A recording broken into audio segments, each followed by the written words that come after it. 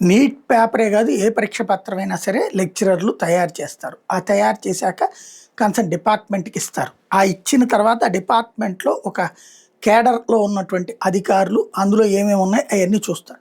అలా చూసినటువంటి ప్రొఫెసర్‌లే ఇప్పుడు ఈ వ్యవహారం చేసింది. వాళ్ళకి తెలిసినోళ్ళని ఎవరినో చదివించుకోవడానికి కనుక అయ్యుంటే వాళ్ళ వరకే తెలిసేది. ఎవడికి అర్థమయ్యేది కాదు. కానీ వాళ్ళు దాన్ని అడ్డు పెట్టుకొని డబ్బులు సంపాదించాలనుకున్నారు. అందుకోసం ఈ పేపర్ పట్టుకుపోయి ఆహ్, ఈ కొంతమందితో కాంటాక్ట్ అయ్యి మీకు ఇంపార్టెంట్ క్వెషన్స్ వీళ్ళు చెప్తే కరెక్ట్‌గా వస్తుందన్నటువంటి పేరుతో ఒక బ్యూటీ పార్లర్ ఆవిడ ఇట్లాంటి వాళ్ళతో మాట్లాడుకుని, వాళ్ళ ద్వారా ఆ క్వెషన్స్ వాళ్ళకి సెపరేట్‌గా క్లాసులు పెట్టి డబ్బులు వసూలు చేసుకొని 10-15 లక్షలు చొప్పున సంపాదించుకున్నారు.